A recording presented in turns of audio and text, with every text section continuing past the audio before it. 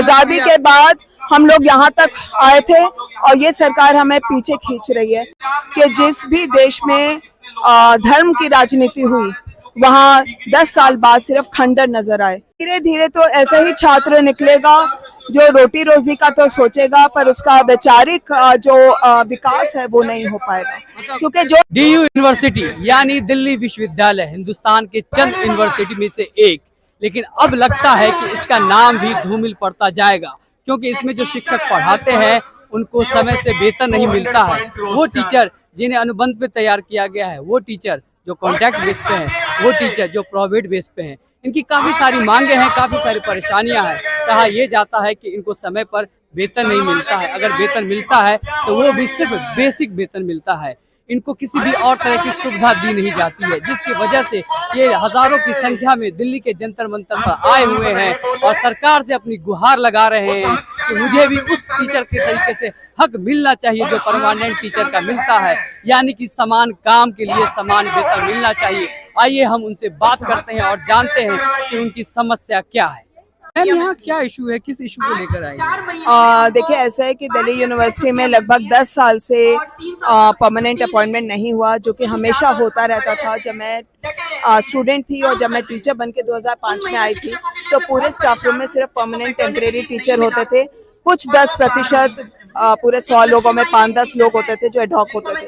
धीरे धीरे ये एडहॉक का नंबर बढ़ता चला गया और 2010 के बाद से जैसे जैसे एकेडमिक रिस्ट्रक्चरिंग बदलती ही गई, कभी सेमेस्टर सिस्टम, फिर FYUP, फिर सेमेस्टर सिस्टम, फिर चॉइस बेस्ड क्रेडिट सिस्टम, फिर LOCF और अब फिर FYUP, हम देख रहे हैं कि वहाँ पर रिक्रूटमेंट जो है उसको रोक दिया गया और 10 साल से लगभग 4000 टीचर जो है एडहॉक बेसिस पे पढ़ा रहा है। तो हम ये चाह रहे थे कि वन टाइम रेगुलेशन लाकर पार्लियामेंट इनको परमानेंट अपॉइंटमेंट दे और ताकि दिल्ली यूनिवर्सिटी जो एक बची हुई यूनिवर्सिटी है, एक जो बेहतरीन यूनिवर्सिटी है, आपके पास चंद ही सेंट्रल यूनिवर्सिटीज हैं जो आप गिन सकते हैं जहां पर अपने बच्चों को भेजना में जो है गिनती की हमारे पास यूनिवर्सिटी और वो गिनती में से दिल्ली यूनिवर्सिटी निकल गई।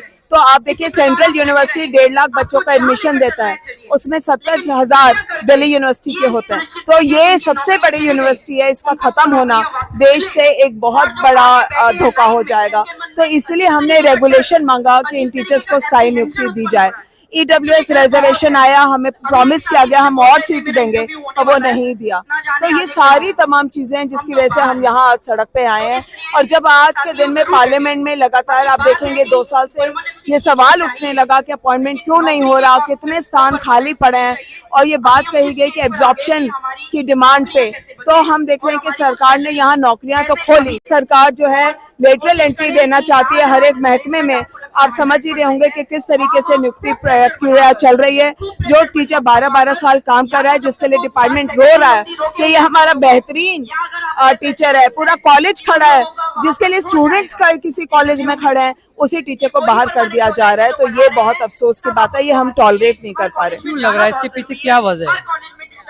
नहीं, देखिए, हमें तो ये लग रहा है कि एक तरीके से आप कैप्चर करना चाहते हैं दिल्ली यूनिवर्सिटी को, और सरकार को कहीं ना कहीं ये लगता है कि दिल्ली यूनिवर्सिटी में प्रोग्रेसिव लोग हैं, वो ऐसे कॉलेजेस चाहते हैं जहाँ गाय बांधी जाए, जहाँ पे सोचने विचारने का स्तर गिरता चला जाए, तो शिक्षा के स्तर को खराब कर सकते हैं। बिल्कुल बिल्कुल। तो मैं ये समझती हूँ कि कई जगह तो बिल्कुल इस तरीके का रिक्रूटमेंट हुआ है कि आप समझ रहे हैं कि पूरा डिपार्टमेंट 10 सालों तक खत्म। तो ये हम बर्दाश्त नहीं कर पा रहे हैं।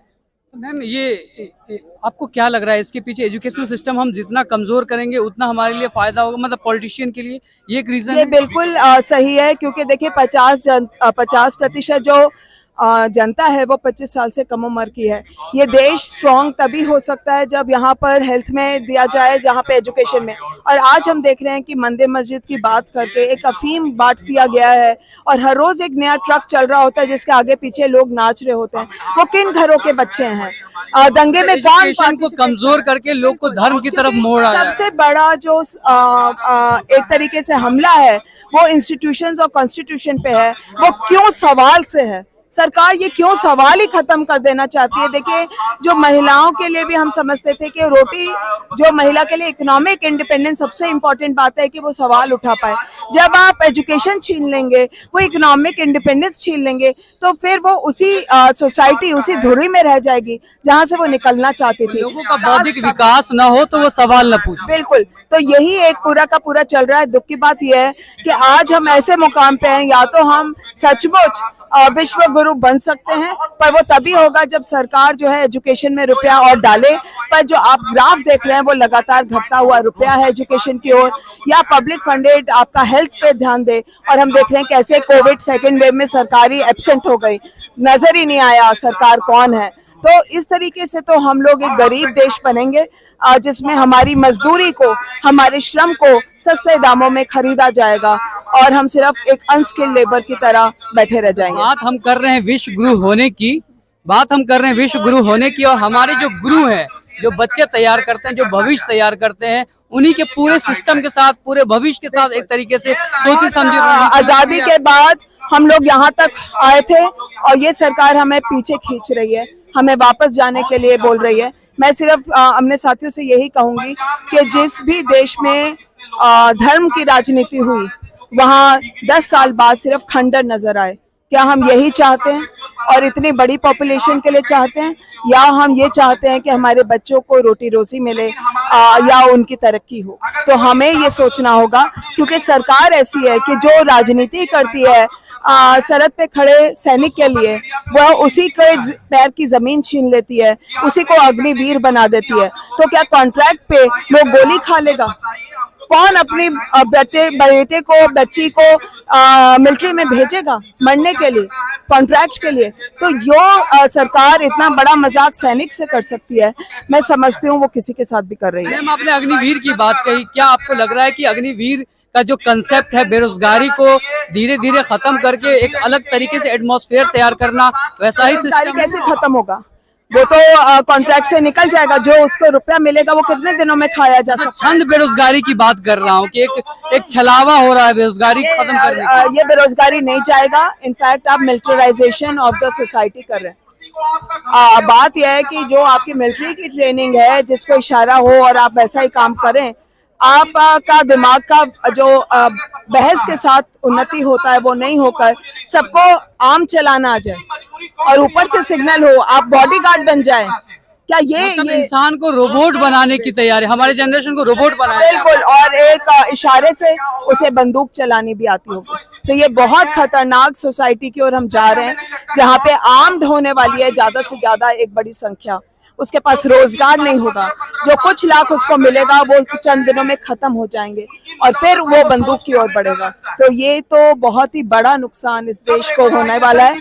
किसी भी पॉलिसी का जो असल आउटकम है वो 10 साल में सोसाइटी को पता चलता है, और बहुत इसके बारे में लिखा जा चुका है, वार्निंग दी जा चुकी है। ये अफसोस की बात है कि सरकार कुछ नहीं देख रही, वो ये चीजें जानबूझ के कर रही है, ये अनजाने में भी नहीं हो रहा। आप डी यूनिवर्सिटी में पढ़ाती हैं, बच्चों को पढ़ाती हैं, युवाओं के बीच रहती हैं, आपको क्या लगता है कि देश का रुख किस तरफ जा रहा है? देखिए, जिस युवा के बीच में मैं हूँ वो यहाँ पढ़ने आया है और एस्पायर हो रहा है, पर जब वो अपने टीचर को 10 साल से एडहॉक देखता है तो उसका दिल टूटता है, वो एजुकेशन की ओर नहीं आना चाहता। और अगर एक भरी हुई क्लास में मैं पूछूं कि आप में से कितने लोग टीचर बनना चाहते हैं, वहाँ कोई टीचर ना बनना चाहे, तो इसका मतलब आने वाली जनरेशन के पास कोई अच्छा टीचर नहीं होगा, कोई मार्गदर्शक नहीं होगा। तो हम एक बहुत अंधकार की ओर जा रहे हैं।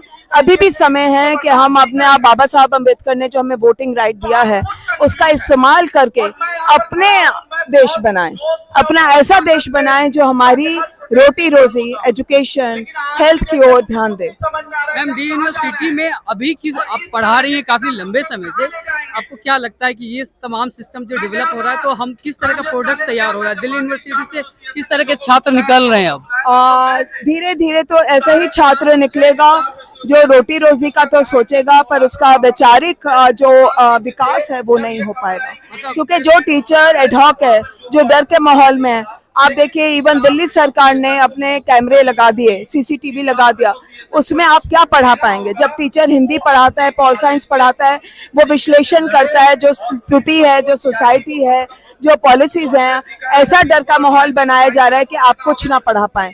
तो आने वाली पीढ़ियों के लिए बहुत दुख की बात है, और एक देश युवा का टाइम खर्च कर दे, बेकार कर दे और उसको फेंक दे, इससे बड़ा दुर्भाग्य किसी देश के लिए और नहीं हो सकता। क्या कहना चाह रहा कि मैम ये टीचर जो हैं मतलब उनको इस एटमॉस्फेयर में डाला जा रहा है कि वो सिर्फ वैसा मतलब वो बच्चों को खुल के नहीं पढ़ा सकते। हाँ, ये डर का माहौल हो रहा है कि वो खुल के डर के माहौल में पाला जा रहा है। बिल्कुल वो माहौल बनता चला जा रहा है। और एक और चीज आप देखेंगे कि सरकारी स्कूल जहाँ पे गरीब घर से बच्चा आता है, जिसके पास घर में कोई पढ़ने की सुविधा नहीं है, वहाँ के टीचर से आप बाकी सारे काम करवा रहे हैं, तो आप सोचिए कि सरकारों का एजुकेशन को लेकर क्या सीरियसनेस, कोई सीरियसनेस नहीं।